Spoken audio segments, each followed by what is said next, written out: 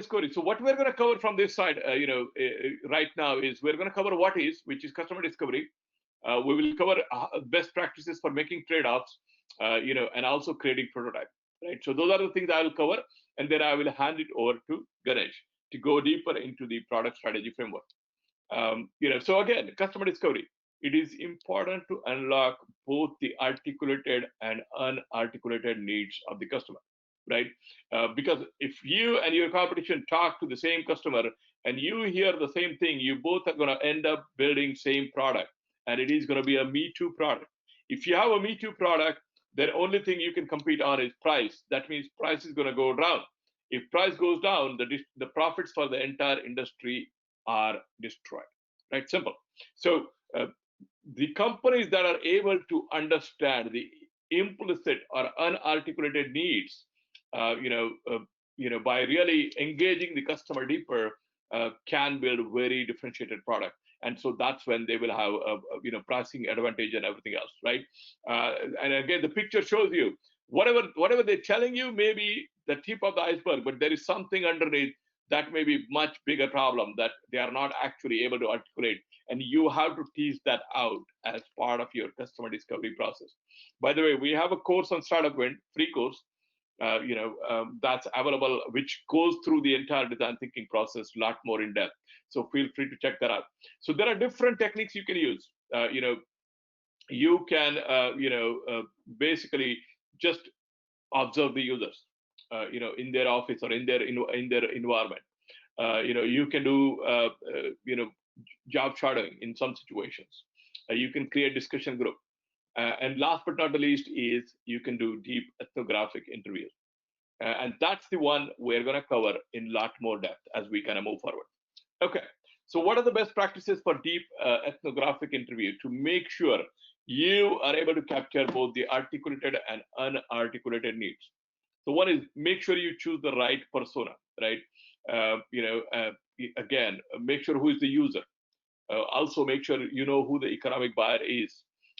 Choose the right persona for the right kind of questions that you're going to ask. The questions should be open-ended question. Describe your experience with, this or that or my product, right? And let them talk. Don't ask them, are you happy with my product? And because that's a very binary answer, yes or no. You don't get much insight from that, right? So ask open-ended questions. When you go for an interview, go in pairs. So that one person can take the notes, other person keep engaging the customer, and discussing, right? Understand the users deeply. Also, if you go and visit somebody in their office, what they have in terms of the way their office is set up would tell you a lot. For example, when we used to visit at Tranet, our customers who are payroll administrators, they will have a big calculator. They will also have a bunch of Excel sheets open. So we kind of get an idea of what kind of environment and what kind of tools these people use, and start understanding them a little bit better, right? Talk to extreme users. That's actually very, very important. Who are extreme users? Your new users and your power users. These are the extreme users. They are usually about 20%, 10% of new users, 10 or 15%, and 10 or 15% of the power users. They give you the most insights. Okay, the middle portion, 70-80%, they are quiet majority, and they know the limitations of your product, but they know how to work around it now, so they're just quiet. And they are not going to help you improve your product. So talk to the extreme user. New users will struggle, and the power users will take it to the next level. So that's why they will be more demanding. And those are the people who are going to help you improve your product. Right? Interview in their natural habitat. So go to somebody's office, right? And of course, in pandemic, it's not possible, but you could always use Zoom or other mechanisms to give that personal touch. Observe them, right? Observe how they do things.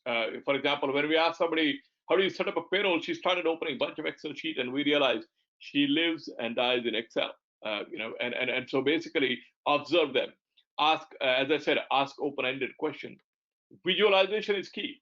So show them. If you are building something, new feature, show the wireframe, right? Show the wireframe. Don't build a feature. Show the wireframe. And they will tell you whether they like it or not. Ask them, is there anything you could do differently? And sometimes you may not even have wireframe, but they want something. you can tell them, can you draw that on the drawing board? And again, visualization is key. That will give you tremendous insight. Ask why many times, 5 times, 6 times, and you don't have to say why every time. Sometimes you can just stay quiet, and the customer will, fill the void by talking more. Sometimes you say, how does that impact your business? Or does that keep you up at night, and how? Right? So ask that why in a different way, but really tease out, go deeper to really uncover the unarticulated need instead of just treating the symptoms. Right? Show them, either by drawing on a board or show wireframes, as I said before. Ask how they feel. I already told you a story. A customer open up a lot more and tells you how they feel and how critical that is. And again, use low fidelity prototypes. And I'll cover that a little bit more when we get to the best practices for prototyping. So these are some of the techniques you can use. Again, this is covered in a lot more depth in the design thinking course that we have on the platform, which is free.